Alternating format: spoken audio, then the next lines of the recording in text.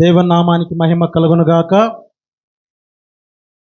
మరి అందరూ సంతోషంగా ఉన్నారని నేను నమ్ముతున్నాను. సంతోషంగా ఉన్నవారు ఒకసారి గట్టిగా హల్లెలూయా చెప్దామా? హల్లెలూయా. మరి నేను ఎక్కడ వెళ్ళినా ముందు చెప్పే విషయం ఏమిటంటే, బైబిల్ ఉన్నవారు అందరూ చేతులు ఎత్తండి, బైబిల్ ఎత్తండి పైకి. హల్లెలూయా. మందిరానికి వస్తూ ఉన్నప్పుడు 5,000 ఉన్నవాళ్ళు 5,000 చూపించండి. ఈ 5,000 ఉంటేనే ముద్దను బాగా కలుపుకొని తినడానికి వస్తుంది కదా. ఈ 5,000 3,000 కానీ 2,000 కానీ లేకపోతే 4,000 కానీ ఉన్నవాళ్ళు కలుపుకొని తినడానికి అవుతుందా? అవునా కాదు. మొదటిది ఏముండాలి? బైబిల్. రెండవది పాటల పుస్తకం. మూడవది డైరీ. నాలుగవది పెన్ను. ఐదవది కానుక. ఈ ఖచ్చితంగా ఉన్నవాళ్ళే నిజమైన విశ్వాసులు. హల్లెలూయా. వాక్యం వింటూ ఉన్నప్పుడు, వాక్యము ప్రతి దైవ సేవకులు చెప్పుచున్నప్పుడు మీరు ఎప్పుడైతే డైరీలో రాసుకుంటారో, ఎద్దు ఏ విధంగా అయితే గడ్డిని మెమరీ వేసిన తర్వాత తిన్న తర్వాత అది మెమరీ వేస్తూ ఉంటుంది. ఎందుకంటే ఆహారం యొక్క రుచిని అది ఎప్పుడూ మెమరీ వేస్తూనే ఉంటుంది. హల్లెలూయా. కాబట్టి మనం కూడా ఆత్మ జీవితంలో మనం జీవిస్తున్నాం. మనం కూడా మన జీవితాల్లో కూడా ఈ 5 ప్రాముఖ్యమై ఉన్నాయి. హల్లెలూయా. అవునా కాదా? కాబట్టి ప్రభునందు ప్రియమైన దేవుని యొక్క సంగమా, మరి 52 రోజులు ఉపవాస ప్రార్థన ముగించుకొని, మరి దేవుడు నాకు సజీవ లెక్కలో ఉంచి ఆరోగ్యం ఇచ్చి ఈ మధ్యలో నడిపించిన దేవునికి మహిమ కలుగును గాక. మరి అదేవిధంగా మరి పాస్టర్ చంద్రశేఖర్కి కూడా నేను హృదయపూర్వక వందనాలు తెలియజేస్తున్నా. వచ్చిన మీ అందరికీ కూడా యేసుక్రీస్తు యొక్క పేరిట మీ అందరికీ హృదయపూర్వక వందనాలు తెలియజేస్తూ ఉన్నాను. హల్లెలూయా. మరి మంచిది, అన్నిటికంటే ముఖ్యమైనది వాక్యం. అవునా కదా? వాక్యము లేకపోతే మనము ఏం చేయలేం. హల్లెలూయా. ఈరోజు వాక్య అంశం ఏంటి? వాక్య అంశం నేను చెప్తున్నప్పుడు ప్రతి ఒక్కరు రాసుకోవాలి. ఎందుకంటే వాక్యం చాలా ప్రాముఖ్యమైనది. ధనం పోతే ధనం సంపాదించుకోవచ్చు, సమయం పోతే సమయం సంపాదించుకోవచ్చు. కానీ మా సంఘంలో మేము టైం చూసలేదు. ఎందుకంటే మీటింగ్లు కూడా మేము పెట్టినప్పుడు 6 గంటలు ప్రారంభిస్తే రాత్రి 1 గంటకి భోజనం పెట్టాం పాస్టర్ గారికి. హల్లెలూయా. 12:30 రాత్రి 12:30 వరకు నడిచింది. కాబట్టి ఈరోజు వాక్యాంశం ఏమిటంటే, పునాది లేని విశ్వాసులకు పరలోకం లేదు. హల్లెలూయా. వాక్యాంశం ఏంటి? పునాది లేని విశ్వాసులకు పరలోకములో చోటు లేదు. హల్లెలూయా. ఒక మానవుడు ఒక ఇల్లు కట్టుకోవాలంటే ముందు పునాది చాలా స్టాండర్డ్గా ఉండాలి. అవునా కాదు? పునాది స్టాండర్డ్గా లేకపోతే ఇల్లు నిలబడుతుందా? మరి పునాది వేస్తున్నప్పుడు పిల్లర్ వేసుకోవడానికి ఏదేది అవసరం? మొదటి నీరు, సిమెంట్, ఇసుక, కంకర, ఐరన్ రాడ్. ఇవి 5 అయిన తర్వాత రాయి లేకపోతే ఇటుక. ఇవి 6 ఉంటేనే ఇల్లు కట్టడానికి చాలా ముఖ్యం. అవునా కదా? అయితే ఆత్మ జీవితంలో కూడా 6 విషయాలు నేను చెప్తాను, గమనించండి. బైబిల్లో కొద్దిగా చదివాక అందించాలి బ్రదర్. హల్లెలూయా. మంచిది. వాక్య సందేశానికి వెళదాం. ఎబ్రీలు రాసిన పత్రిక 6వ అధ్యాయము 12వ అధ్యాయం 6వ వచనం. ఎబ్రీలు రాసిన పత్రిక 6వ అధ్యాయము 1-2 వచనాలు చదువుకుందాం. ఎబ్రీలు రాసిన పత్రిక 6వ అధ్యాయం 1-2 వచనాలు. కాబట్టి నిర్జీవ క్రియలను విడిచి మారు మనసు పొందుటయు దేవుని యందలి విశ్వాసమును బాప్తిసములను గూర్చి బోధయు, హస్తక్షేపమును మృతుల పునరుత్థానమును నిత్యమైన తీర్పు అను పునాది మరలవేయక క్రీస్తును గూర్చిన మూలోపదేశం మాని సంపూర్ణములగుట వరకు సాగిపోదుము. హల్లెలూయా. మొదటిది ఏంటి? నిర్జీవ క్రియలను విడిచి.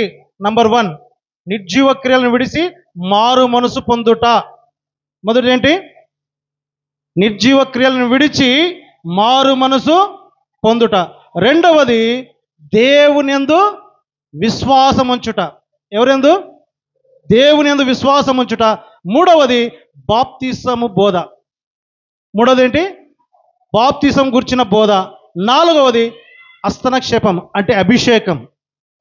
ఐదవది మృతుల పునరుత్థానము. ఆరవది నిత్యమైన తీర్పు. హల్లెలూయా. మరి 6 విషయాలు మనం క్లుప్తంగా దేవుని యొక్క సందేశాన్ని మీకు అందించి నేను ముగిస్తాను. హల్లెలూయా. ఎవరు సమయం చూడొద్దండి. ఎందుకంటే ఇది పగలే, రాత్రి అయిపోతే నిద్ర వస్తుంది, ఆకలి అవుతుందని చెప్పొచ్చు కదా. అయితే ఒక రోజు మనము దేవుని సన్నిధిలో ఉన్నప్పుడు ఒక గంట అటు ఇటు అయినా దేవుని సన్నిధిలో వచ్చారు కాబట్టి ఎవరు కూడా ఆశీర్వాదాలు పోగొట్టుకుని వెళ్ళొద్దండి, ఎవరు సమయాన్ని చూడొద్దండి. హల్లెలూయా. మంచిది. మరి మారు మనసు మొదటిది ఏంటి? నిర్జీవ క్రియలను విడిచి. ఏ క్రియలంట? నిర్జీవ క్రియలను విడిచి మారు మనసు పొందుట. నిర్జీవ క్రియలు అంటే ఏంటి? అపవిత్రతను, అబద్ధమును, కదా, లోకమును నీవు ఎప్పుడైతే విడిచినప్పుడే నీ జీవితంలో మార్పు వస్తుంది. అవునా కాదు? వినడం వలన విశ్వాసం వస్తుంది, విశ్వాసం వలన మార్పు వస్తుంది. వినకపోతే మార్పు రానే రాదు. అవునా కాదు? మొదట దేవుని యొక్క వాక్యము నీ శ్రద్ధగా విన్నప్పుడే నీ జీవితంలో అప్పుడే నువ్వు నిర్జీవ క్రియలను విడుస్తావు. ఏ క్రియ? నిర్జీవ క్రియ. అపవిత్రతను, లోకంలో ఉన్న వాటిని, కదా, ఎప్పుడైతే నేను విడిచినప్పుడు నీకు మారు మనసు అనేది వస్తుంది. హల్లెలూయా. మారు మనసు అనేది వచ్చినప్పుడు చూడండి, ఎప్పుడైతే మనసు అనేది మారాలి. అవునా కదా? మనసు మారినప్పుడు ఇక్కడ బైబిల్ గ్రంథంలో ఒక ధనవంతుడు ఉన్నాడు. ఆ ధనవంతునికి 2 కుమారులు ఉన్నారు. ఆ 2 కుమారులు ఒక చిన్నవాడు ఏం చేశాడంటే తండ్రితో తన ఆస్తిని ఏం చేశాడు? తనకి రావాల్సిన ఆస్తిని తండ్రిని అడిగాడు. తండ్రిని అడిగిన తర్వాత తను పంచిన తర్వాత ఆ తండ్రి ఆస్తి ఎప్పుడైతే పొందుకుని ఆ దేశాన్ని విడిచిపెట్టి తండ్రిని విడిచిపెట్టి వెళ్ళిపోయాడు. వెళ్ళిపోయిన తర్వాత తనతో ఉన్న ధనమంతా, కొండైనా కూర్చొని తింటే కొండ కూడా కరిగిపోతుందట. అవునా కాదు? ఎంత ధనం ఉన్నా కూర్చొని తిన్నా కరిగిపోతుంది. అయితే అక్కడ ఉన్న ఫ్రెండ్స్ అంతా వారిని ఏం చేశారు? ఉన్న వాళ్ళతో ఉన్నంత వరకు తిన్నారు. అయిన తర్వాత అంతా అయిపోయిన తర్వాత ఒట్టి చేతులతో ఆయన వదిలేశారు కదా. ధనవంతుని కుమారుడై ఉండి కూడా ఆకలి తట్టుకోలేక ఏం తినాలనుకున్నాడు? ఒక పంది మేపే పందిరి మంది దగ్గరికి వెళ్ళి పందులు తినే పొట్టు తిని తన కడుపుని నింపుకోవాలనుకున్నాడు. అవునా కాదా? అయితే లూకా రాసిన సువార్త 15వ అధ్యాయము, ఆయనకి బుద్ధి వచ్చింది. చూడండి 13వ వచనం చదవండి. లూకా రాసిన సువార్త 15వ అధ్యాయం 13వ వచనం నుంచి. కొన్ని దినములైన తర్వాత ఆ చిన్న కుమారుడు సమస్తమును కూర్చుకొని దూరదేశమునకు ప్రయాణమైపోయి అచ్చట తన ఆస్తిని వ్యాపారములో పాడు చేసి ఆస్తిని దుర్వ్యాపారం వలన పాడు చేసుకొనెను. అదంతయు ఖర్చు చేసిన తరువాత ఆ దేశము గొప్ప కరువు రాగా వాడు ఇబ్బందులు పడసాగి వెళ్ళి ఆ దేశ స్థలంలో ఒకని చేత చేరను. ఎప్పుడైతే ఇబ్బందులు వచ్చిన తర్వాత ఆయన ఏం చేశాడంటే ఇంకా ఆకలి తట్టుకోలేక ఆ దేశంలో ఉన్న వాని దగ్గరికి వెళ్ళాడు. అతడు పందులను మేపుటకు తన పొలంలోనికి వానిని పంపెను. అతడు ఎప్పుడైతే ఆ యొక్క వ్యక్తి దగ్గరికి వెళ్ళిన తర్వాత పని చేయడానికి ఆకలి తట్టుకోలేనప్పుడు, బాధ భరించలేనప్పుడు ఆ వ్యక్తి ఏం చేశాడు? ధనవంతుని యొక్క కుమారుడు ఆ పట్టణంలో ఉన్న ఒక వ్యక్తి దగ్గరికి వెళ్ళాడు. ఆ వ్యక్తి దగ్గరికి వెళ్ళిన తర్వాత ఆ వ్యక్తి దేనికి పని ఇచ్చాడు? పందులు మేపే పని ఇచ్చాడు. పొలంలో పోయి వెళ్ళి నువ్వు పందిని మేపు అని చెప్పి ఇచ్చినప్పుడు వాని ఆకలి తట్టుకోలేక ఏం చేస్తున్నాడంట? ఆ పందులు తినే వాడు పందులు తిని పొట్టుతో తన కడుపు నింపుకొని ఆశపడాను గాని ఎవడును గాని పందులు తినే పొట్టు తినాలని ఆశపడ్డాడు. ఎవడును వానికేమీ ఇయ్యలేదు. వానికి ఎవరు కూడా ఏమి ఇవ్వలేదు. ఎందుకంటే ఉన్నంత వరకు బంధువులు కావచ్చు, స్నేహితులు కావచ్చు, మన ధనం ఉంటే మన దగ్గరికి వస్తారు, కానీ దరిద్రులు అయితే మన దగ్గరికి ఎవరు రారు. కానీ మన దరిద్రుడైనా ధనవంతుడైనా మన దగ్గరికి ఎప్పుడు ఎల్లప్పుడూ ఉండేది యేసయ్య మాత్రమే. హల్లెలూయా. అవునాక? నీతో ధనం ఉందని చూడడు, నీతో దరిద్రంగా ఉన్నావని చూడడు, కానీ ఎల్లప్పుడూ నీతో ఉండే దేవుడే ఆయనే యేసుక్రీస్తు. హల్లెలూయా. ఎప్పుడైతే ఈ వ్యక్తికి బుద్ధి వచ్చింది, జ్ఞానోదయం కలిగింది, అప్పుడు అనుకున్నాడు, నా తండ్రి వద్ద అనేకులు కూలి వాళ్ళు ఉన్నారు కదా, నేను ఇక్కడ పస్తులతో ఎందుకు ఉండాలి? నేను వెళ్ళి నా తండ్రితో నేను కూడా ఒకరితో కూలివానిగా ఉండాలని చెప్పి జ్ఞానోదయం కలిగిన తర్వాత అప్పుడు బుద్ధి వచ్చిన తర్వాత మనసు మార్చుకున్నాడు కదా. మనసు మార్చుకుని ఏం చేశాడు? అక్కడికి తండ్రి దగ్గరికి వచ్చాడు. ఆయన ఎవరికి విరోధంగా ఉన్నాడు? తండ్రికి కాదు. అక్కడ ఏమంటున్నాడు? నేను పరలోకానికి ఎవరికండి? చదవండి కింద వచ్చిన. నేను లేచి నా తండ్రి యొద్దకు వెళ్ళి తండ్రి నేను పరలోకమునకు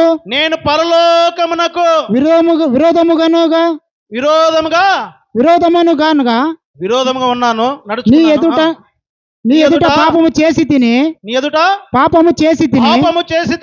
ఇక మీదట నీ కుమారుడని నేను పెంచుకోవడానికి నేను యోగ్యుడను కాను. హల్లెలూయా. బాగా గమనించాలి. ఇక్కడ ధనం ఉందని చెప్పి ఏం చేశాడు? తండ్రిని విడిచిపెట్టాడు, ప్రాంతాన్ని విడిచిపెట్టాడు, బంధువులను విడిచిపెట్టాడు, ఎక్కడ వెళ్ళిపోయాడు? ధనాన్ని చూసి వేరే పట్టణానికి వెళ్ళాడు. ఈరోజు దేవుని యొక్క సంగమా, నీతో ఉద్యోగం ఉండొచ్చు, ధనం ఉండొచ్చు, అయితే దేవుని సంఘాన్ని సేవకుని విడిచిపెట్టి పోతే నీకు కూడా రేపు అదే గతి. హల్లెలూయా. అర్థమవుతుందా? ఈ యొక్క బుద్ధి వచ్చిన తర్వాత, మారు మనసు వచ్చిన తర్వాత ఆ చిన్న కుమారుడు ఎవరికి చెప్తున్నాడు? పరలోకానికి నేను విరోధినైతినన్నాను. హల్లెలూయా. సంఘాన్ని, దేవుని విడిచిపెట్టి వెళితే సేవకునికి కాదు నీవు విరోధులు. ఎవరికి విరోధి? పరలోక రాజ్యానికి నీవు విరోధివైతావు. హల్లెలూయా. అర్థమవుతుంది నా మాటలు? హల్లెలూయా. అవునా కాదు? ఎప్పుడైతే బుద్ధి వచ్చిన తర్వాత తన తండ్రి దగ్గరికి వచ్చాడు. తండ్రి దగ్గరికి వచ్చిన తర్వాత తండ్రి ఏం చేశాడు? తండ్రి ప్రేమ. అందుకే సేవకులకు విశ్వాసులు ఎంత బాధ పెట్టినా, ఎన్ని ఇబ్బందులు పెట్టినా, విశ్వాసులు ఎప్పుడైతే వచ్చిన తర్వాత సేవకుని యొక్క ప్రేమ ఎలా ఉంటుందంటే, వాళ్ళు బాధ పెట్టినా, కష్టాలు పెట్టిన అన్నిటిని కూడా మర్చిపోయి అత్తుకుని ఉంటారు. హల్లెలూయా. అవునా? అది తండ్రి ప్రేమ. అయితే తండ్రి ప్రేమ, తండ్రి ఏం చేశాడు? ఎప్పుడైతే కుమారుడు రాగానే కుమారునికి వస్త్రాలు ఇచ్చాడు, ఉంగరం తొడిగించాడు కదా, హత్తుకున్నాడు. తర్వాత విందును చేయిస్తాడు. హల్లెలూయా. ప్రభునందు ప్రియమైన దేవుని యొక్క సంగమా, అంటే బుద్ధి వచ్చిన తర్వాత తను మనసు మార్చుకొని మారు మనసు పొందుకొని ఎక్కడికి వచ్చాడు? తండ్రి దగ్గరికి వచ్చాడు. హల్లెలూయా. అవునా? మొదటిది ఏంటి? నిర్జీవ క్రియలను విడిచి మారు మనసు పొందుట. హల్లెలూయా. రెండవది దేవుని యందు విశ్వాసం. రెండవది ఏంటి? దేవుని యందు విశ్వాసం. ఏప్రిల్ రాసిన పత్రిక 11వ అధ్యాయం 1-2 వచనాలు మనం గమనించినట్లయితే, ఏప్రిల్ రాసిన పత్రిక 11వ అధ్యాయము 1-2 వచనాలు. విశ్వాసమును అన్నది నిరీక్షింపబడిన నిరీక్షింపబడు వాటి యొక్క నిజ స్వరూపమును అదృశ్యమైనవి ఉన్నవనుటకు రుజువై ఉన్నది. దానిని బట్టే పెద్దలు సాక్ష్యము పొందిరి. హల్లెలూయా. విశ్వాసం అన్నది నిరీక్షించు వాటి యొక్క నిజ స్వరూపం. విశ్వాసం అనేది ఎలా ఉండాలి? దేవుని యందు విశ్వాసం ఎలా ఉండాలి? చాలా మంది జీవితాల్లో ప్రార్థన చేస్తూ ఉంటారు కదా. ఎప్పుడు చేస్తారంటే, దేవుడు వారికి ఆపద వచ్చినప్పుడు, కష్టాలు ఉన్నప్పుడు, ఎవరు ఇంకా సహాయం చేయలేనప్పుడు మానవుడు ఎక్కడికి వస్తాడంటే దేవుని దగ్గరికి వస్తాడు, ప్రార్థన చేస్తాడు. కానీ కొంతమందికి విశ్వాసం ఉండదు. అవునా కదా? ప్రార్థన చేస్తారు కానీ కొంతమందికి విశ్వాసం ఉండదు. కొంతమంది ఏం చేస్తారంటే దేవుని వైపు చూడకుండా మనుషుల వైపు చూస్తూ ఉంటారు. విశ్వాసం అనేది ఎలా ఉండాలంటే, చావైనా బ్రతకైనా దేవుని కొరకు బ్రతకడానికి మనం విశ్వాసం కలిగి ఉండాలి. హల్లెలూయా. దేవుడు ఇచ్చినప్పుడు, దేవుడు ఆశీర్వదించినప్పుడు దేవుని మీద మనం విశ్వాసం పెట్టడం కాదు. అవునా కాదు? అయితే దేవుని మీద విశ్వాసం ఎలా ఉండాలంటే, షద్రెక్, మోషేక్, అబేద్నెగోను వారి యొక్క విశ్వాసం ఎలా ఉండేది చెప్పండి? అగ్నిగుణంలో రాజు ఎప్పుడైతే ఒక విగ్రహాన్ని తీసుకొని వచ్చి ఆ విగ్రహానికి ఎవరైతే సాష్టాంగ నమస్కారం చేయకపోతే వారిని అగ్నిగుండంలో వేస్తానన్నాడు. అయితే ఊరంతా చాటించిన తర్వాత షద్రెక్, మోషేక్, అబేద్నెగోను వాళ్ళు ఏమన్నారు చూడండి.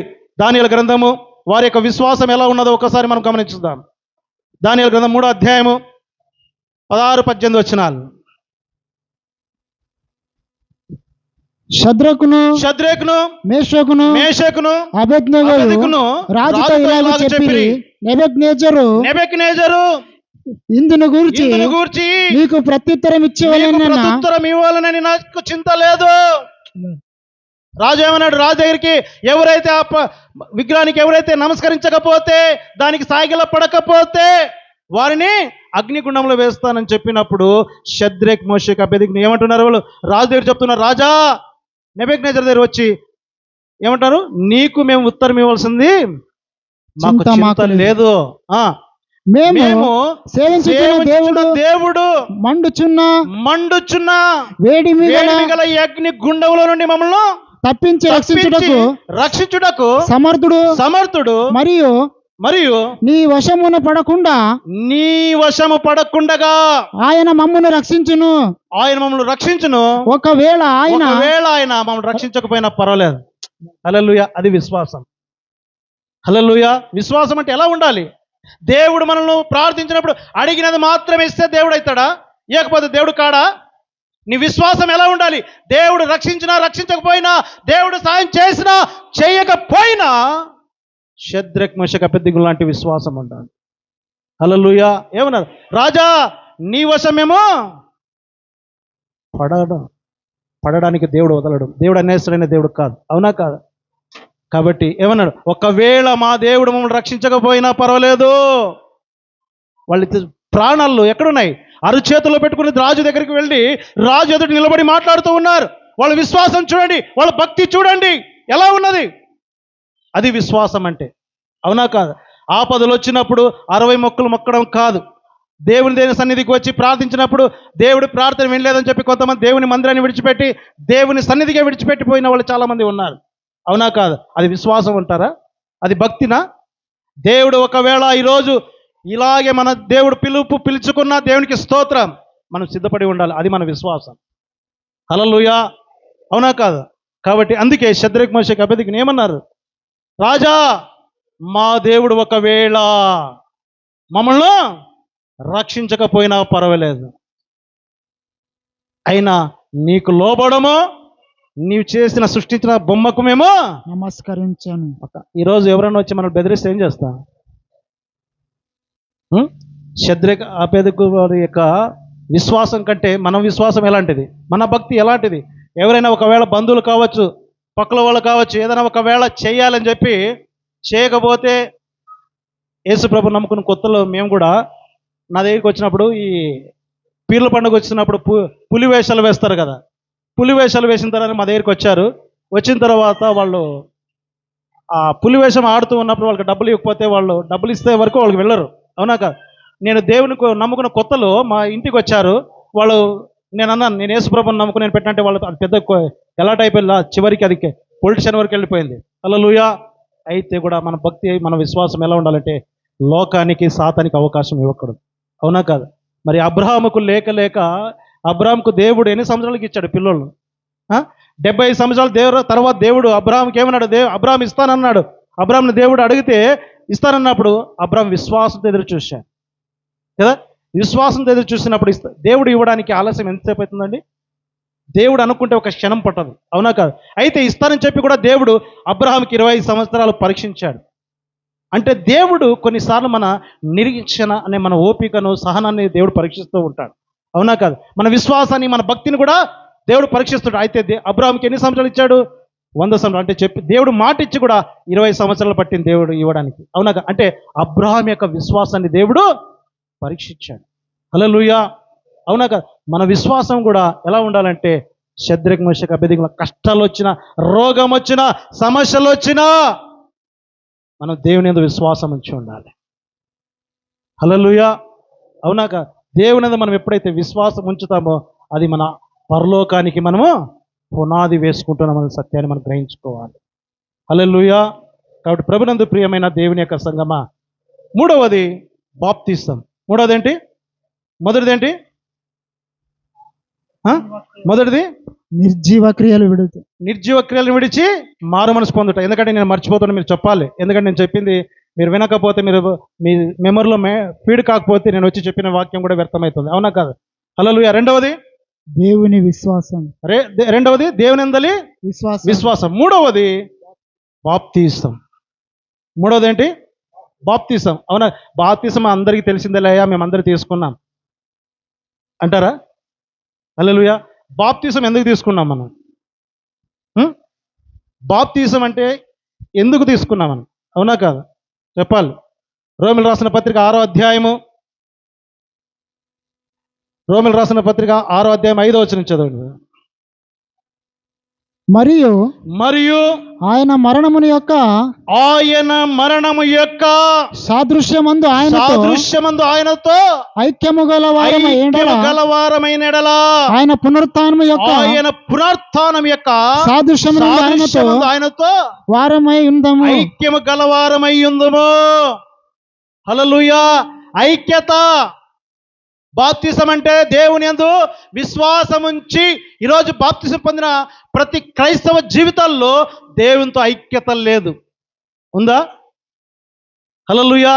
ఎప్పుడైతే ఒక స్త్రీకి ఎప్పుడైతే వివాహం జరిగిన తర్వాత తన పురుషునితో ఏ విధంగా కుటుంబంలో ఐక్యత కలిగి ఉంటారో, బాప్తిసం కూడా దేవుని యొక్క సన్నిధిలో నువ్వు బాప్తిసం పొందుకున్న తర్వాత ఆయన మరణం యొక్క సాదృశ్యమందు ఆయన మరణి తిరిగి లేచాడా? లేలేదా? మరి మనం కూడా లేస్తామా? లేము. ఎలా లేస్తాం?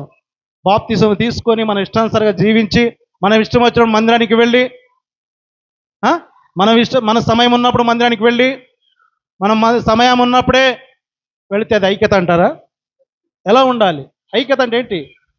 ఆయనందు ఐక్యత గలవారమైన ఎడల ఆయన పునరుత్థానం యొక్క సాదృశ్యమందు ఐక్యము గలవారమై ఉంటాం.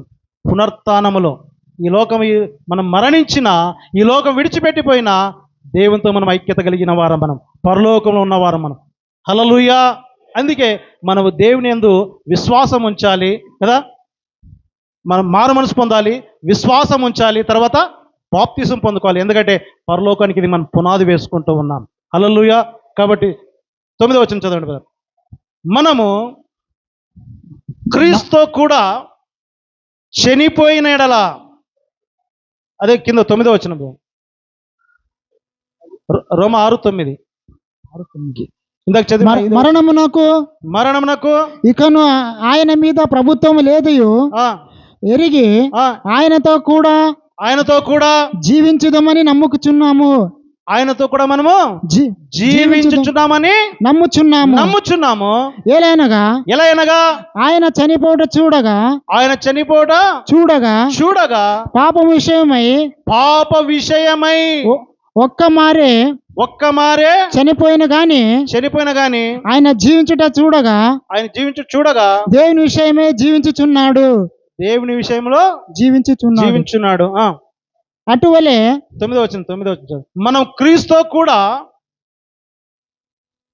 అదే అధ్యాయం కింద 9వ వచనం, మనం క్రీస్తుతో కూడా చనిపోయిన ఎడలా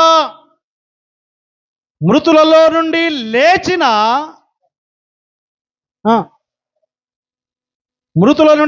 క్రీస్తు ఇకను చనిపోయాడనియు మరణమునకు ఇకను ఆయన మీద ప్రభుత్వం లేదని ఎరిగి ఆయనతో కూడా జీవించుతున్నామని నమ్ముచున్నాం. హల్లెలూయా. మరి మన బాప్తిసము తీసుకొని మారు మనసు పొందుకొని క్రీస్తు ఐక్యత ఎలా ఉంది? ఆయనతో జీవించడం ఎలా జీవిస్తారు? ఒక భార్య ఒక పురుషుని వివాహం చేసుకున్న తర్వాత భర్త మాట లోబడి జీవించదా? భర్త చెయ్యొద్దు అంటే చేస్తుందా చేయదా?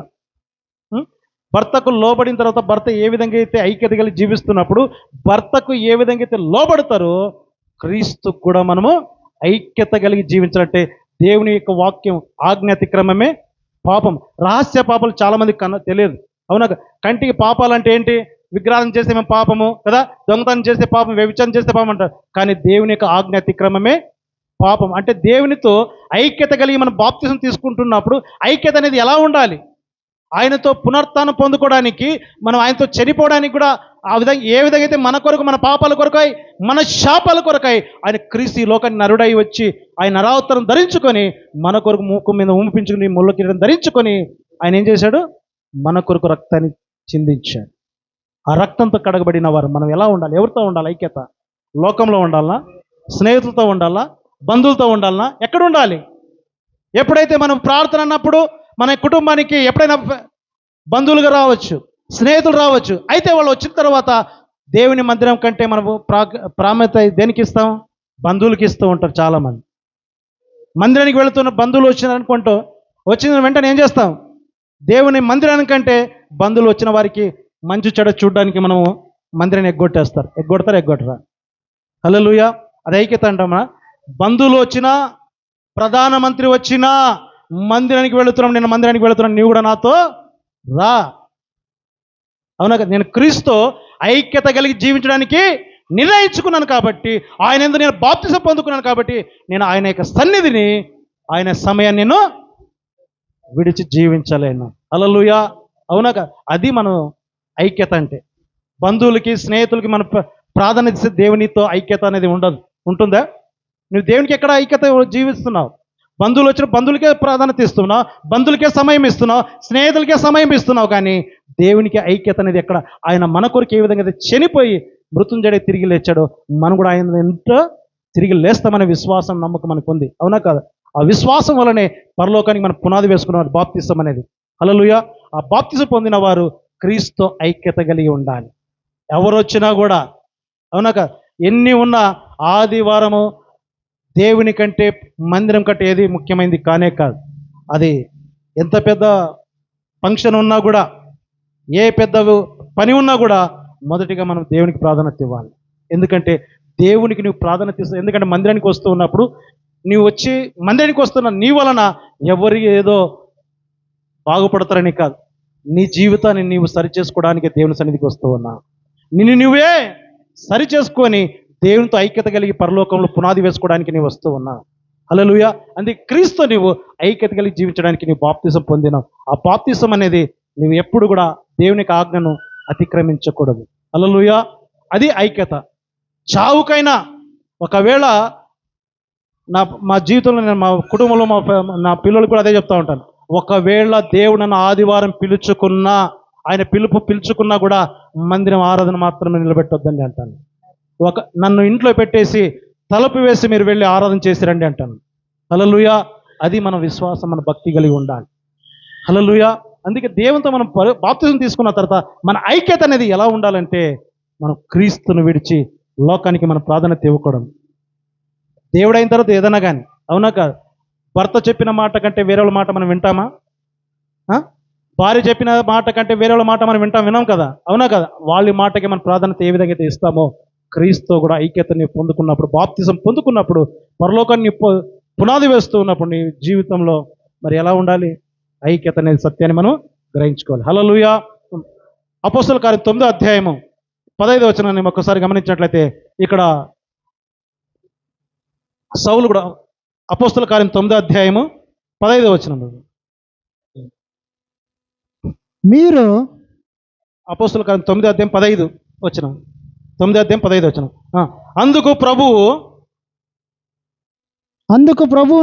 ప్రభు నీవు వెళ్ళుము, అన్యజనుల ఎదుటను రాజుల ఎదుటను ఇశ్రాయేలు ఎదుటను నా నామమును భరించుటకును ఇతడు నేను ఏర్పరచుకొని సాధనమై ఉన్నాడు. మూల భాషలో పాత్ర అయినాడు. ఇతడు నా నామము కొరకు ఎన్ని శ్రమలను అనుభవించలేను. నేను ఇతనికి చూపుదునని అతనితో చెప్పాను. అననీయ వెళ్ళి ఆ ఇంటి ప్రవేశించి అతని మీద చేతులుంచి సౌలా సహోదరుడా నీవు వచ్చిన మార్గంలో నీకు కనబడిన ప్రభువైన యేసు. హల్లెలూయా. ఇక్కడ 18వ వచనం మనం గమనించినట్లయితే, అప్పుడు ఎప్పుడైతే ఈ సౌలు ఎవరండి? సౌలు అంటే ఎవరు? ఈ లోకంలో ఈరోజు ఈ బాపూజీ నగర్లో ఎంతో మంది ఉన్నారు, అవునా కదా? వాళ్ళందరిని విడిచి మనల్ని ఎందుకు దేవుడు ఎన్నుకున్నాడు? దేవుడు ఎన్నుకున్నాడా, లేకపోతే మీరే దేవుని దగ్గరికి వచ్చారా? సౌలును, ఎవరైతే దేవుని ఆరాధించే వ్యక్తుల్ని ఏం చేసేవాడు సౌలు? హతమార్చేవాడు, ఇబ్బంది పెట్టేవాడు కదా. ఆ వ్యక్తిని దేవుడు ఏం చేశాడు? అన్యజనుల ఎదుట ఆ వ్యక్తిని దేవుడు ఎన్నుకున్నాడు కదా. దేవుడు మన జీవితంలో దేవుని చిత్తం లేకపోతే, దేవుడు మనల్ని ఎన్నుకోకపోతే ఈరోజు దేవుని సన్నిధికి ఎవరు వచ్చేవాళ్ళం కానే కాదు, అవునాక? నీ అంతకు నీవు వచ్చానని నువ్వు అనుకున్నావంటే అది భ్రమ. దేవుడు ఆకర్షించకపోతే, దేవునిని దర్శించకపోతే దేవుని సన్నిధికి నువ్వు రాలేవు, అవునా కాదు? కాబట్టి అందుకే సౌలును ఎప్పుడైతే దేవుని ఆరాధిస్తున్న వారిని ఇబ్బంది పెడుతున్న వ్యక్తి కదా, ఆ వ్యక్తిని దేవుడు ఎప్పుడైతే ఎన్నుకున్న తర్వాత సౌలును ఎక్కడ పంపించాడు? అనేని దగ్గరికి పంపించాడు. అనేని దగ్గరికి వచ్చిన తర్వాత సౌలు ఏం చేశాడు? బాప్తిసం తీసుకున్నాడా లేదు? 18 వచ్చి చదవండి కదా. 9 నా నామను భరించుటకు ఇతడు నేనును ఏర్పరచుకుని సాధనమై ఉన్నాడు. అప్పుడే అతని కన్నుల నుండి పొరల నుండి రాగల దృష్టి కలిగి లేచి బాప్తిసం పొందెను. హల్లెలూయా. బాప్తిసం లేకపోతే పరలోకానికి పునాది ఉందా? పరలోకానికి వెళ్ళగలుగుతామా? ఇప్పుడు ట్రైన్లోన కానీ బస్సులో కానీ రిజర్వేషన్ చేసి ఉంటారు అనుకోండి. రిజర్వేషన్ చేసిన ట్రైన్లో వాడు ఎవడైనా కానీ, ఒకవేళ ప్రధానమంత్రి వచ్చి కూడా మన సీట్లో కూర్చున్నా కూడా లేపే హక్కు మనకు ఉందో లేదా? అవునా కదా? ఎంతటి వ్యక్తి ఉండొచ్చు, ఎంత పెద్ద ఆఫీసర్ అయినా కూడా నేను రిజర్వేషన్ చేసుకున్న ఆ రిజర్వేషన్ సీట్లో ఎవడు కూర్చోడానికి లేదు, ఎందుకంటే మనకు హక్కు ఉంటుంది, అవునా? అదే విధంగా దానికి ఒక సాదృశ్యం ఏమిటంటే, పరలోకానికి వెళ్ళడానికి నీకు రిజర్వేషన్ బాప్తిస్తాం. హల్లెలూయా. ఈ బాప్తిసం నువ్వు ఎప్పుడైతే పొందుకున్నప్పుడే పరలోకానికి నీ టికెట్ ఆల్రెడీగా ఉందనే అర్థం. హల్లెలూయా. బాప్తిసం లేకపోతే పరలోకానికి చేరుకోలేం. అవునాక? అందుకే సౌలును దేవుడు ఎన్నుకున్నాడు. మరి ఎన్నుకుని ఏం చేశాడు దేవుడు? అననీయ దగ్గరికి పంపించాడు. ఈరోజు దేవుడు ఆకర్షిస్తేనే తప్ప, దేవుడు దర్శించినప్పుడే దేవుడు సంఘానికి, దేవుని యొక్క సేవకుని చేతికి నీకు అప్పగిస్తాడు. ఎందుకంటే నీ బాప్తిసం పొందిన తర్వాత నీ పరలోకానికి రావడానికి సిద్ధపడమని చెప్పే దేవుడు, దేవుని యొక్క సేవకుని యొక్క చేతులు నిన్ను దేవుడు అప్పగించాడు. హల్లెలూయా. కాబట్టి నాలుగవది హస్తనక్షేపం. నాలుగవది ఏంటి? హస్తనక్షేపం. చూడండి, అపోస్తల కార్యం 9:17 17 చదవండి. అననీయ వెళ్ళి ఆ ఇంటి ప్రవేశించి అతని మీద చేతులుంచి సౌల సహోదరుడా, నీవు వచ్చిన మార్గములో నీకు కనబడిన ప్రభు అయిన యేసు నీవు దృష్టి పొంది పరిశుద్ధాత్మతో నింపబడినట్లు నన్ను పంపి ఉన్నాడని చెప్పిన. హల్లెలూయా. ఇక్కడ సౌలును దేవుడు ప్రత్యక్షమైనప్పుడు కదా, దేవుడు ఈయన సౌలు ఎక్కడ వెళ్తున్నాడు? దమస్కు వెళుతూ ఉన్నాడు. దమస్కు వెళుతూ ఉన్నప్పుడు సౌలుకు దేవుడు ఎప్పుడైతే ప్రత్యక్షమైనప్పుడు ఆయనకి ఏం కనబడలేదు? దేవుని స్వరం వినబడింది, అయితే కంటి చూపైనకి కనబడలేదు. అవునాక? ఎప్పుడైతే ఆ పొర అనేది ఉన్నప్పుడు ఆ కంటి కనబడలేని దేవుని స్వరం వింటున్నాడు, కానీ చూపు పొందలేకున్నప్పుడు దేవుడు ఎక్కడ పంపించాడు? అననీయ దగ్గరికి పంపించాడు. అవునాక? ఎందుకు పంపించాడు? ఈయన ఎక్కడ ఉన్నాడు? ఈయన లోకంలో ఉన్నాడు కదా. లోకంలో ఉన్నప్పుడు లోకంలో ఉన్న వారందరూ ఆజ్ఞాతిక్రమమే పాపం. దేవుని యొక్క ఆజ్ఞను ధిక్కరించి, దేవుని యొక్క సన్నిధిని ధిక్కరించి తిరుగుతున్న వారందరూ కూడా దేవుని యొక్క సన్నిధిలో పాపులే వాళ్ళు. అవునా కాదు? కాబట్టి అననీయ దగ్గరికి సౌలును ఎప్పుడైతే సౌలును దేవుడు ఆకర్షించుకున్నాడు, దర్శించుకున్నాడు, తైలాభిషేకం చేయడానికి, హస్తనక్షేపం చేయడానికి ఎక్కడ పంపించాడు? ఎవరి దగ్గరికి పంపించాడు సౌలును? సౌలు ఒక రక్షణ పొందలేడు కదా, ఆయనకి విశ్వాసం లేదు. అయితే దేవుడు ఆకర్షించి, దేవుడు పట్టుకున్న తర్వాత అననీయ దగ్గరికి పంపించాడు. ఎందుకంటే హస్తనక్షేపం చేస్తేనే అభిషేకం ఆయన మీదకి వస్తుంది. హల్లెలూయా. ఈరోజు దేవుని యొక్క సన్నిధిలో మరి పట్టణానికి దేవుడు కూడా ఈ సంఘానికి నన్ను నడిపించాడు దేవుడు. హల్లెలూయా. అవునా? హస్తనక్షేపం అనేది తైలాభిషేకం. అంటే ఇక్కడ ఇశ్రాయేలు ప్రజలు మరి సౌలు రాజుగా ఉన్నప్పుడు చాలా ఇబ్బంది పడుతూ ఉన్నప్పుడు సమూయేలుతో దేవుడు మాట్లాడాడు. ఎవరితో? సమూయేలుతో దేవుడు మాట్లాడినప్పుడు యేషయ కుమారుని దగ్గరికి దేవుడు వెళ్ళమన్న తర్వాత యేషయ ఇంటికి వచ్చాడు సమూయేలు దగ్గరికి. పిల్లలంతా పిలిపించాడు. పిల్లలందరూ పిలిపిస్తే మనుషులు పైరూపాన్ని చూస్తారు. ఏం చూస్తారు? అందాన్ని చూస్తారు, ధనాన్ని చూస్తారు కదా, బలాన్ని చూస్తారు. అయితే దేవుడు ఏమి ఉన్నా ఏమి లేకున్నా దేవుడు ఆయన మనల్ని ఎన్నుకున్నాడంటే ఆయన మనల్ని హృదయాన్ని చూస్తాడు ఆయన. అవునా కాదు? అయితే సౌలు ఎప్పుడైతే సమూయేలు యేషయ దగ్గరికి వచ్చాడు, యేషయ ఇంటికి వచ్చిన తర్వాత దావీదు సౌలును అందరిని అడిగాడు, దావీదు ఎక్కడున్నాడండి? ఎక్కడో అడవిలో గొర్రెలు కాసుకుంటూ ఉన్న గొర్రెల కాపరి ఆయన. అవునా కాదు? గొర్రెల కాపరిని ఇక్కడ సౌలు వచ్చిన తర్వాత దావీదు యేషయ యొక్క కుమారులందరూ పిలిపించాడు. అక్కడ దేవుడు అందరిని సౌలు చూశాడు, వీళ్ళందరినీ కాదే, వీళ్ళేనా లేకపోతే నీ కుమారులు ఇంకా ఎవరైనా ఉన్నారంటే ఉన్నాడండి. ఒకడు పనికి మాలినవాడు అడవిలో ఉన్నాడు. అందుకే అడవిలో పనికి రానివన్నీ ఏం చేస్తారంటే చాలా హీనంగా చూస్తారు. కుటుంబంలో కావచ్చు, అన్నదమ్ములు కావచ్చు, ఎవరైనా కానీ. అవునా కాదు? ఈరోజు ధనం ఉండి, ఐశ్వర్యం ఉండి, అన్నీ ఉన్నా కూడా ఉన్నవారినే ప్రేమిస్తారు, కానీ ధనము ఏమి లేని వారిని ఎవరు కూడా ప్రేమించరు.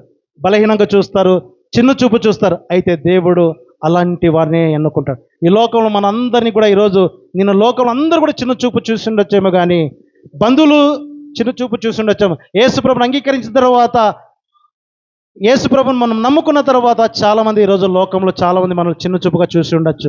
అయితే దేవుని యొక్క ఉద్దేశం ఉంది. అందరికంటే దేవుడిని తలగా ఉంచడానికి దేవుడు నిర్ణయించుకున్నాడు. హల్లెలూయా. ఎక్కడ తల కింద ఉంటుందా పైన ఉంటుందా? అవునాగా? అందరికంటే తల, అన్ని నామం కంటే పైన యేసు నామము. ఆయన నామానికి తగ్గట్టుగా మనల్ని కూడా ఆయన ఉన్నతమైన స్థితిలో ఉంచడానికి దేవుడు ఈరోజు మందిరానికి దేవుడు నడిపించాడు. అవునాగా? అయితే సమూయేలు వచ్చాడు. సమూయేలు వచ్చిన తర్వాత అక్కడ చూశాడు, యేషయ కుమారులు అందరూ చూశాడు. వీళ్ళందరూ కాదు, ఇంకా ఎవరైనా ఉన్నారంటే ఉన్నారండి, అడవిలో ఉన్నాడు దావీదు అన్నాడు. అవునా? హల్లెలూయా. చూడండి, ప్రభునందు ప్రియమైన దేవుని బిడ్డలారా, మొదటి సమూయేలు గ్రంథము 16వ అధ్యాయం. అతడు వాని పిలుపునంపించిన వాని పిలువనంపించి లోపలికి తోడుకొని వచ్చాను. అతడు ఎర్రని వాడును, ఆ చక్కని నేత్రములు గలవాడును, చక్కని నేత్రము గలవాడును, చూచుటకు సుందరమైన వాడు చూచుటకు సుందరమైన వాడు. అతడు రాగానే నేను కోరుకున్నవాడు ఇతడే. ఎవరిని? సమూయేలు ఎప్పుడైతే దావీదును పిలిపించిన తర్వాత దావీదు సమూయేలును చూశాడు, దేవుడు దర్శించి సమూయేలును పంపించాడు. పంపించిన తర్వాత దేవుడు ఏదైతే కోరుకున్నాడో అటువంటి వ్యక్తినే దేవుడు ఎన్నుకుంటాడు, కోరుకుంటాడు. అవునా లేదా? ఈరోజు బళ్ళారి పట్టణంలో ఇద్దరు ఉన్నారు, చాలా మంది ఉన్నారు. అయితే వాళ్ళందరినీ కోరుకోలేదు. ఈరోజు దేవుడు మిమ్మల్ని అభిషేకించడానికి మిమ్మల్ని మాత్రమే దేవుడు కోరుకున్నాడు. హల్లెలూయా. అవునగా? ఎప్పుడైతే సమూయేలు చెప్పిన తర్వాత దావీదును ఏం చేశాడు? ఆయన 13వ వచనం చదవండి. ఇతడే ఇతడే నీవు లేచి అభిషేకించుమని యెహోవా సెలవీయగా సమూయేలు తైలపు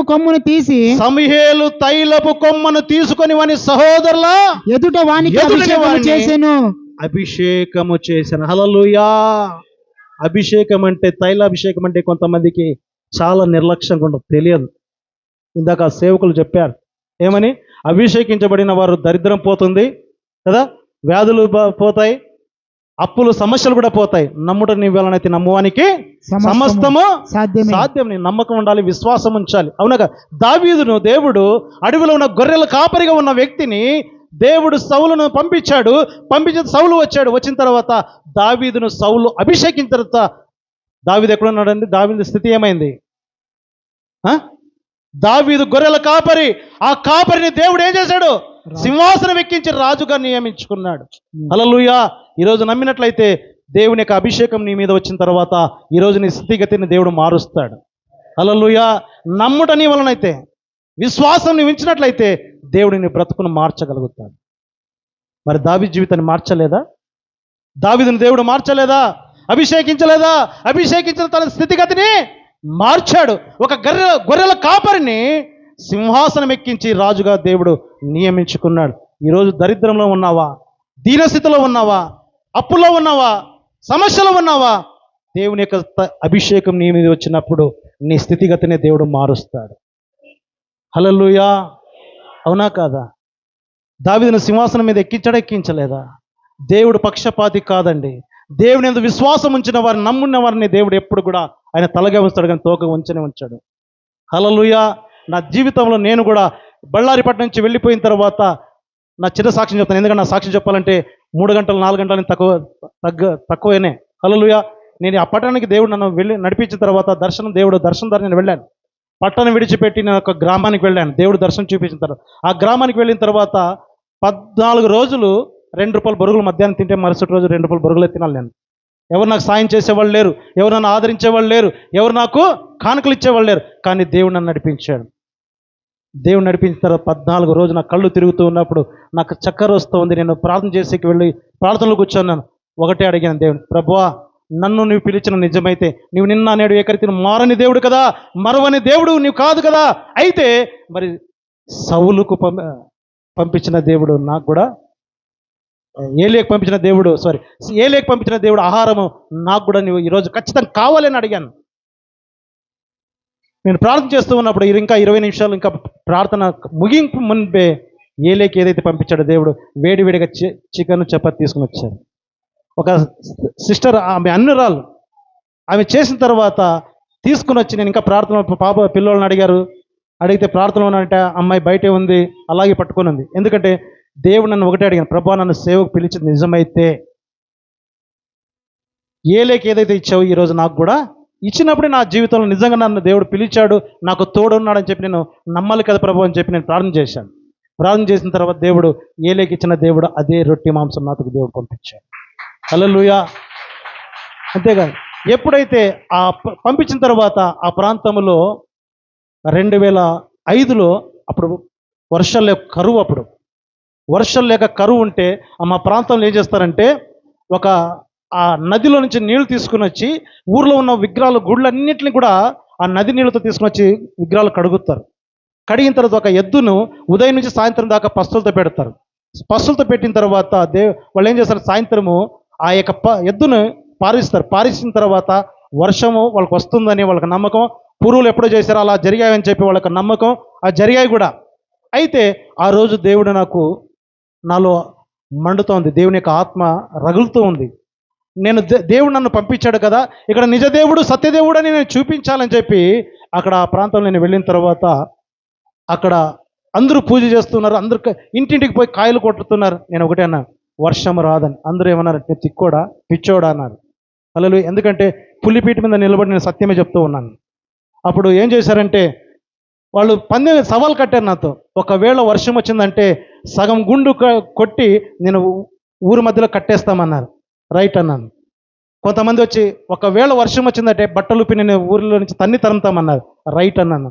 కొంతమంది ఏది చెప్పినా కూడా అన్నిటికీ నేను సిద్ధంగా ఉన్నాను. ఎందుకంటే సృష్టికర్త అనే దేవుడు నా మాట వింటాడని నమ్మకం, విశ్వాసం నాకుంది.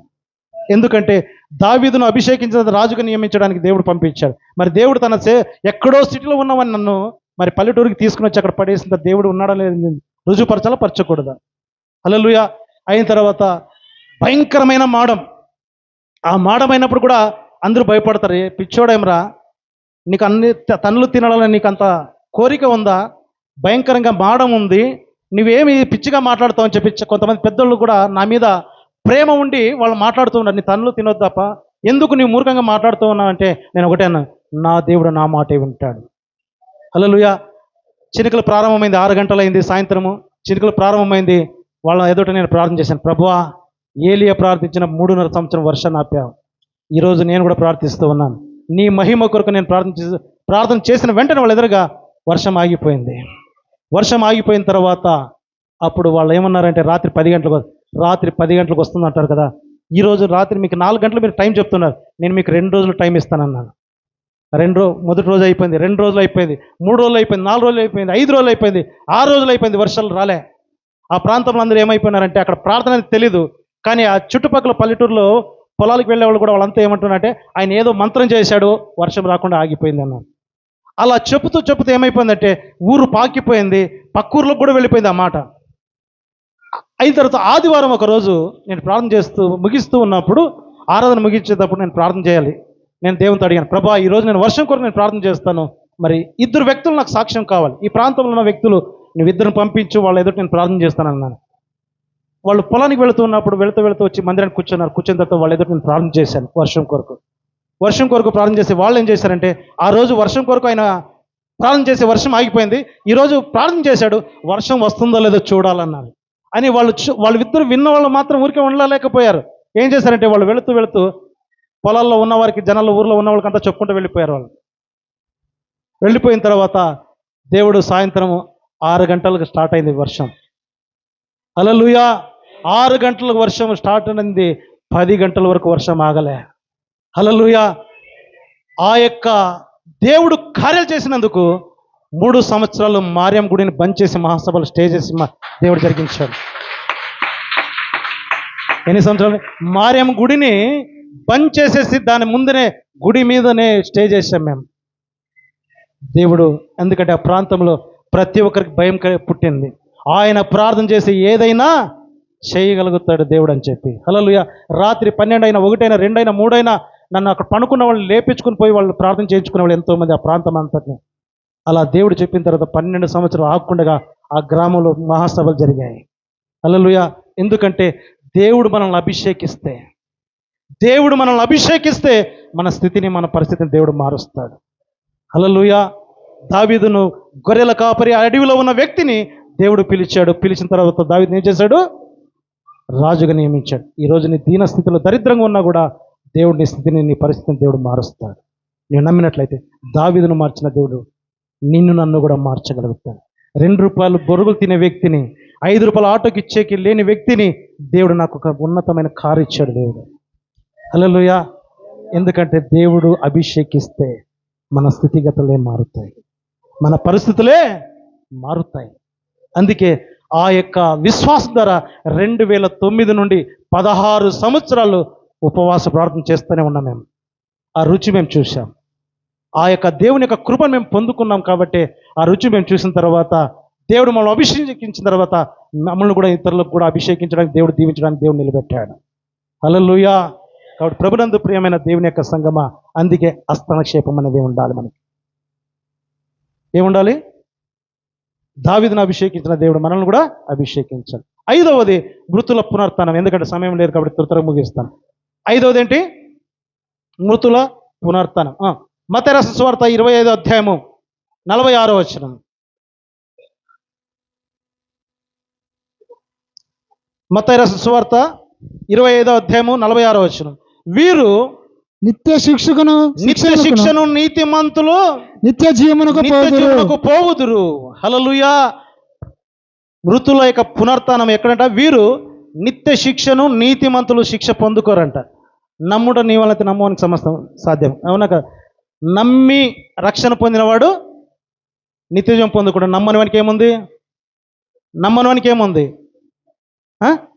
నిర్జీవం. నమ్మకపోతే ఏముంది? ఈరోజు యేసుప్రభుని నమ్ముకోండి అంటే చాలా మంది ఏమనుకుంటున్నారంటే చిన్న చూపు చూస్తూ ఉన్నారు. అవునా కాదు? ఏం చేస్తున్నాం మనం? ఎప్పుడైతే మన ప్రాంతంలో కావచ్చు, ఇక్కడ వెళుతున్న దారి ఎక్కడైనా ఉండొచ్చు, ఒక వ్యక్తి ఎవరైనా పెట్రోల్ పోసుకుని నిప్పంటించుకుంటే వాళ్ళు చూసి మనం మౌనంగా ఉంటామా? మనం ఉండం. వాడు కులము చూడము, వాడు మన బంధువు చూడము, వాడు ఎవరైనా సరే వాడిని ఏం చేస్తామంటే మనం రక్షించడానికి ప్రయత్నం చేస్తాం. ఎందుకంటే దేవుడు మనకు మానవత్వం ఇచ్చాడు కాబట్టి. అందుకే ప్రతి ఒక్కరు మనం ఏం చేస్తున్నామంటే రక్షించడానికి దేవుని యొక్క సువార్త కూడా నిత్య జీవం, అంటే నిత్య జీవం పొందుకోవడానికే, అగ్నిగుణం తప్పించడానికే సువార్త, యేసుక్రీస్తు యొక్క సువార్తను అందరికీ మనము ప్రకటిస్తూ ఉన్నాం. హల్లెలూయా. అవునా కాదు? మన కులం చూడం, మతం చూడం. ఎవరైతే మన కంటి ఎదుట ఎవరైతే నిప్పు పెట్టుకుంటే వారిని చూసి మనం ఊరికే ఉండం. అవునా కాదు? యేసు ప్రభు యొక్క జీవితం, మన జీవితంలో కూడా మనం రక్షణ ఏ విధంగా అయితే పొందామో వారు నిత్య నరకానికి వెళ్ళకూడదని చెప్పి, నిత్య జీవం పొందుకోవాలని చెప్పి వారందరికీ మనం ఏం చేస్తున్నాం? సువార్త ప్రకటిస్తాం. అవునా కాదు? అందుకే మొదటి దశలోనికి రాసిన పత్రిక 4:14 వచనంలో అక్కడ మనం గమనించినట్లయితే యేసు మృతి పొంది తిరిగి లేచనని, మొదటి దశలోనికి పత్రిక 4:14 వచనం. యేసు మృతి పొంది తిరిగి లేచనని మనము నమ్మిన ఎడల అదే ప్రకారము యేసునందు నిద్రించిన వారిని దేవుడు ఆయనతో కూడా వెంట పెట్టుకుని వచ్చునంట. హల్లెలూయా. మృతుల పునరుత్థానం అంటే మనం మృతి పొందినా కూడా క్రీస్తునందు విశ్వాసం ఉంచిన వారి మనల్ని దేవుడు మనల్ని ఏం చేస్తాడంట? ఆయనతో కూడా మనల్ని వెంట పెట్టుకొని వస్తారు. అవునా కాదు? అంటే ఎవరిని? మారు మనసు పొందిన వారిని, మొదటిది. రెండవది దేవునియందు విశ్వాసం ఉంచిన వారిని. మూడవది చెప్పాలి. మొదటిది ఏంటి? ఇప్పుడే చెప్పాను నేను, పోయిన వారం కాదు చెప్పింది, ఇప్పుడే చెప్పాను నేను, అందుకే చెప్పాను నేను. మొదటిది ఏంటి? నిర్జీవ క్రియలను విడిచి మారు మనసు పొందుట. రెండవది దేవుని యందలి విశ్వాసం ఉంచాలి. మూడవది బాప్తిసం పొందాలి. నాలుగవది హస్తనక్షేపము. ఐదవది మృతుల యొక్క పునరుత్థానం. అంటే ఇవి ఉన్నప్పుడు మనము మృతి పొందినా కూడా క్రీస్తు ఏ విధంగా అయితే ఆయన మృత్యుంజయుడై తిరిగి లేచాడో, ఆయన మరణాన్ని ఏ విధంగా గెలిచాడో మనల్ని కూడా ఆయన వెంట పెట్టుకొని వస్తాడు. హల్లెలూయా. అవునా కాదు? అందుకే యేసు ప్రభుని మనము నమ్మాం. ఈరోజు చాలా మంది చనిపోయిన తర్వాత ఎవరు చూశారు, మీరు చూశారని అడుగుతూ ఉంటారు చాలా మంది. అవునా కాదు? అయితే కంటి ఎదుట ఒక విత్తనం విత్తిన తర్వాత, భూమిలో విత్తిన తర్వాత విత్తనం చనిపోతుందో చనిపోదా? ఆ విత్తనం చనిపోయిన తర్వాత మలుస్తుంది. అది జీవం వచ్చినప్పుడే ఆ విత్తనానికి మొలక వస్తుంది. అవునా కాదు? జీవం లేకపోతే ఆ విత్తనంలో మొలక రాదు. అవునా కాదు? మనం కూడా క్రీస్తునందు విశ్వాసం ఉంచి మనం మృతి పొందిన వారు మనల్ని కూడా క్రీస్తు ఏ విధంగా మృతి పొంది తిరిగి లేచాడో మనల్ని కూడా ఆయన వెంట పెట్టుకొని వస్తాడు. హల్లెలూయా. మరి ఆరవది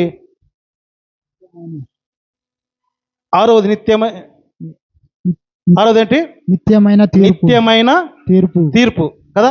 మనుషులు ఏమంటారంటే చనిపోయిన తర్వాత ఏదో ఒకటి పాపం చేశాడు, అందుకే వాడు కుక్క అయి పుట్టాడు, లేకపోతే పందై పుట్టాడు అంటారు. మానవునికి ఒకటే మరణము కదా, ఒకటే జన్మం.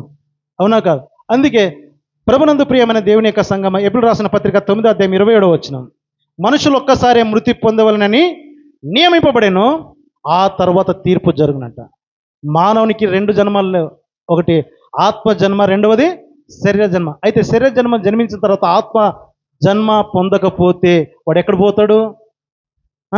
దేవుని 1000 ఏళ్ల పరిపాలనలో ఆయన తీర్పు తీర్చేటప్పుడు ఎవరైతే క్రీస్తునందు విశ్వాసం ఉంచకపోతే వారు నిత్య జీవం పొందుకుంటారు. ఎవరు? క్రీస్తును విశ్వసించిన వారు. నమ్మని వారు శిక్ష పొందుకుంటారు. అవునా కదా? అయితే మానవునికి ఒక్కసారే ఉందంట కదా జన్మ, తర్వాత రెండో జన్మ లేదు. ఉందా? శరీరానికి లేదు కానీ ఆత్మకు ఉంది. అవునా కదా? చాలామంది లోకంలో ఏమంటారు, పాము చేశాడు కాబట్టి వాడు కుక్క అయి పుట్టాడు, పంది అయి పుట్టాడు, నక్క అవన్నీ ఏం లేవు. ఉన్నాయా? మానవునికి ఏమిందంట, మనుషులు ఒక్కసారి మృతి పొందవలనని నియమింపబడాను, ఆ ఆ తర్వాత తర్వాత తీర్పు జరుగుతుంది. మానవుని జీవితం ఎప్పుడు, అసలైన జీవితం ఎప్పుడు ప్రారంభమవుతుందంటే ఈ లోకంలో తిని అనుభవించి జీవించిన తర్వాత మృతి పొందిన తర్వాత అప్పుడు నిజమైన జీవితం ప్రారంభమవుతుంది. అవునా కాదు? అందుకే దేవుడు ఈ లోకంలో ఏమంటున్నాడంటే తినము, తాగము, సుఖించము కదా. తర్వాత ఏముంది, నా చేతిలో ఎక్కడో తప్పించుకోలేవురా, నీకు అన్ని వదిలిచ్చేసాను కానీ కదా. దేవుని నిత్యమైన తీర్పులు పొందుకోవాలంటే మానవునికి మరి తర్వాత చనిపోయిన తర్వాత నేను రక్షణ పొందుతానంటే అవకాశం లేదు. అవునగా? బ్రతికున్నప్పుడే రక్షణ పొందిన వానికే నిత్య జీవం ఉంటుంది. ఆ నిత్య జీవం ఉన్నవానికి తీర్పులో నుంచి వాడు తప్పించుకుంటాడు. అవునగా? ఆ తీర్పులో తప్పించుకోవాలంటే మనం క్రీస్తునందు విశ్వాసం ఉంచాలి. అందుకే ప్రభునందు ప్రియమైన దేవుని యొక్క సంగమా, ప్రకటన గ్రంథము 20వ అధ్యాయం చివరి మాట నేను చెప్పి నేను ముగిస్తాను. సమయం నాకు ఇచ్చిన సమయం చాలా అయిపోయింది అనుకుంటాను.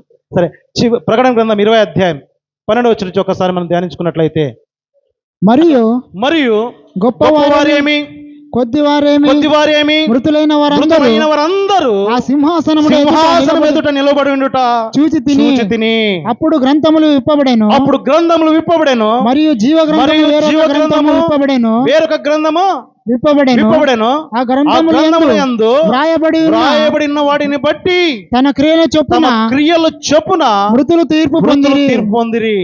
హల్లెలూయా. ఎవరంటండి? గొప్పవారేమి, కొద్దివారేమి, అంటే ధనవంతులైతేనేమి, ధనికులైతేనేమి, ఎవరైనా సరే ఒకవేళ ఒక్కసారి మరణించిన తర్వాత, మృతి పొందిన తర్వాత ఎవరు నిలబడాలి? లోకరక్షకుడు ఆయన సింహాసనం ఎదుట నిలబడాలి. అప్పుడు తీర్పు జరుగుతున్నప్పుడు ఆ తీర్పు దగ్గర ఎవరుంటారంట? గొప్పవారేమి, కొద్దివారేమి, మృతులైన వారందరూ కూడా ఆ సింహాసనం ఎదుట ఖచ్చితంగా నిలబడాలి. అవునా కాదు? ఈరోజు గవర్నమెంట్ రేషన్ వేస్తున్నప్పుడు రేషన్ కార్డు ఉంటేనే రేషన్ ఇస్తారు. అవునా కదా? రేషన్ కార్డు లేకపోతే రేషన్ లేదు. మరి నీ పరలోకంలో అక్కడ 2 గ్రంథాలు ఉంటాయంట. ఏ గ్రంథము? పరిశుద్ధ గ్రంథం ఒకటి, వేరే గ్రంథము వేరే.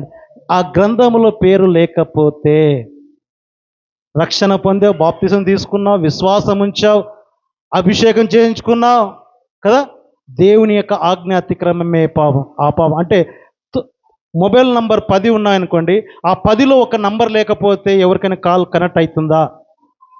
కనెక్ట్ కాదు. అవునాక? మరి దేవుని యొక్క పరలోక రాజ్యానికి నువ్వు పునాది వేస్తున్నప్పుడు ఇవి 6 సరిగ్గా లేకపోతే నీ పరలోకానికి ఎలా వెళ్ళగలుగుతావు? అక్కడ జీవ గ్రంథంలో నీ పేరు ఎలా ఉండగలుగుతుంది? అవునా? చనిపోయిన అక్కడ సముద్రంలో ఒకవేళ చనిపోయినా సముద్రం కూడా లేపిస్తుందంట. ఒకవేళ యాక్సిడెంట్ అయిపోయి వాడు ఒకవేళ రోడ్డు మీద అంత అతుక్కుపోయిన చర్మం అంతా ఊడిపోయినా కూడా దేవుని ఎదుట నిలబడాల్సిందే. అవునా కాదు? కాబట్టి అక్కడ ఎవరంట? గొప్పవారేమి, కొద్దివారేమి, వారందరూ కూడా సింహాసనం ఎదుట నిలబడాలి ఆయన నిత్య తీర్పులో. ఆ తీర్పు తప్పించుకోవాలంటే మనం ఎక్కడ ఉండాలి? ఈరోజు మనకి పని లేక కాదు ఇక్కడ వచ్చింది కదా. నువ్వెందుకు? నిత్య జీవం పొందుకోవడానికి, ఆయన తీర్పు ఎదుట నీవు నిలబడడానికే దేవుని యొక్క సన్నిధికి నీవు వచ్చి ఉన్నావు. అవునాక? ఈరోజు దేవుని మందిరంలో, దేవుని యొక్క సంఘములో నువ్వు ఎప్పుడైతే దేవునికి కనబడితే ఆయన నిత్య తీర్పులో కూడా నువ్వు కనబడతావు. ఈరోజు దేవుని మందిరంలో నువ్వు కనబడకపోతే ఆయన తీర్పులో, నిత్య తీర్పులో, ఆయన సింహాసనం ఎదుట నువ్వు తీర్పులో నువ్వు కనబడలేవు. హల్లెలూయా. అవునాక? అందుకే దేవుని మందిరానికి వచ్చాం. ఎందుకు? స్కూల్కి వెళ్ళినప్పుడు, కాలేజీకి వెళితే అక్కడ ప్రజెంట్ వేయడానికి ఒక బుక్ ఉంటుంది. వచ్చిన వారికి ప్రజెంట్ వేస్తారా? రాని వారికి ప్రజెంట్ వేస్తారా? రాని వారికి ఏమవుతుంది? ఆబ్సెంట్. అవునా కదా? వస్తేనే ప్రజెంట్. దేవుని మందిరానికి వచ్చినప్పుడే నిత్యమైన తీర్పు మనం తప్పించుకుంటాం. హల్లెలూయా. నీ సంఘాన్ని విడిచిపెట్టి, సంఘాన్ని ఎగ్గొట్టి నీ ఇష్టం వచ్చినట్లు తిరిగితే నిత్యమైన తీర్పును తప్పించుకోలేవు. హల్లెలూయా. అవునా కాదు? అక్కడ మరి వేరొక గ్రంథం ఉంటుంది, ఆ గ్రంథం నీ పేరు ఉంటుంది. అవునా కదా? ఏ గ్రంథంలో ఉంటుంది? వేరొక గ్రంథంలో ఉంటుందంట. సముద్రంలో తనలో ఉన్న మృతులను అప్పగించెను, మరణము పాతాళమును వాటి వశమును మృతులను మృతుల- అప్పగించెను. అప్పగించెను. వారిలో ప్రతివాడు తన ప్రతివాడు తన క్రియల క్రియల చొప్పున తీర్పు పొందనంట. ఏమిటి? ప్రతివానికి జీతం. ఏ జీతము? నీ క్రియ, నీ విశ్వాసము, నీ భక్తిని బట్టి దేవునితో తీర్పు ఉంటుంది. హల్లెలూయా. ఈరోజు నువ్వు క్రియలు సేవకుని కళ్ళు కప్పొచ్చు, సాటి అయిన విశ్వాసి కళ్ళు నువ్వు కప్పిండొచ్చు, కానీ నీ క్రియ, నీ విశ్వాసము, నీ భక్తి అక్కడ ఏం జరుగుతుందట? వాటిని బట్టి నీకు తీర్పు జరుగుతుంది. మరణమును మరణమును మృత్యుము మృతుల లోకమును అగ్నిగుండములో పడవేయబడను. ఈ ఎవరిని? అగ్నిగుండం. లోకంలో జీవిస్తున్న వారిని ఎక్కడ పడేస్తుందంట? నిత్యమైన తీర్పులో. ఎక్కడ? ఆయన తీర్పు తీసిన తర్వాత అగ్నిగుండంలో అగ్ని ఆరదు, పురుగు చావదు, నిత్యము అగ్ని మండుచుంటది. ఆ అగ్నిగుండం తప్పించుకోవాలంటే దేవుని యొక్క రాజ్యంలో మనం, ఆయన యొక్క సంఘంలో పరలోకానికి మనం పునాది వేసుకోవాలి. హల్లెలూయా. ఈ అగ్నిగుండము రెండవ మరణము. ఈ అగ్నిగుండం రెండవ మరణము ఎవని పేరైన ఎవని పేరైనను జీవ గ్రంథమందు వ్రాయబడినట్లు కనబడిన ఎడల రాయబడినట్లు కనబడని ఎడల వాడు అగ్నిగుండములో అగ్నిగుండములో పడవేయబడును. హల్లెలూయా. ఈరోజు మన వాక్యాంశం ఏంటండి? వాక్యాంశం ఏంటమ్మా? పరలోకంలో పునాది కదా. వాక్యాంశం ఏంటి బ్రదర్? పునాది లేని పునాది లేని విశ్వాసులకు పరలోకములో స్థలం లేదు. మరి పునాది నువ్వు ఏ పునాది వేసుకున్నావు, ఎలా వేసుకున్నావో ఒక్కసారి నువ్వు విశ్వసించినట్లయితే, యేసుప్రభు అన్నాడు, బండ మీద వేయబడిన కట్టబడిన ఇల్లు నిలబడుతుందట. ఇసుక మీద కట్టితే ఇల్లు నిలబడుతుందా? విశ్వాసం ఉంది కానీ భక్తి లేకపోతే, నీ క్రియ లేకపోతే, వరదలాగా వచ్చినప్పుడు ఇసుక మీద కట్టిన ఇల్లు ఏమవుతుంది? కొట్టుకుపోతుంది. అవునా? పరలోకం నువ్వు వెళ్ళాలంటే ఏం వేసుకోవాలా? పునాది లేని విశ్వాసులకు పరలోకం లేనే లేదు. మరి ఎంతమంది ఈరోజు దేవుని యొక్క వాక్యం విని విశ్వసించారో వారందరూ కూడా దేవుడు మీ యొక్క మాటలు దేవుడు దీవించును గాక. మరి నాకు ఇచ్చిన ಸಮಯವನ್ನು మరి ಪಾಸ್ಟರ್ గారికి ಅಪ್ಪಗಿಸ್ತಾನೆ. ಅವರು ಪ್ರಾರ್ಥನೆ ಮಾಡ್ತಾರೆ. ಅದ್ಭುತವಾದಂಥ ವಾಕ್ಯ ಹೇಳಿದರು. ಆದರೆ ನಿಮಗೆ ಕೆಲವೊಬ್ಬರಿಗೆ ಸ್ವಲ್ಪ ಕನ್ನಡ ಬರುವಂಥವರಿಗೆ ಸ್ವಲ್ಪ ಅರ್ಥ ಆಗಿರುವುದಿಲ್ಲ.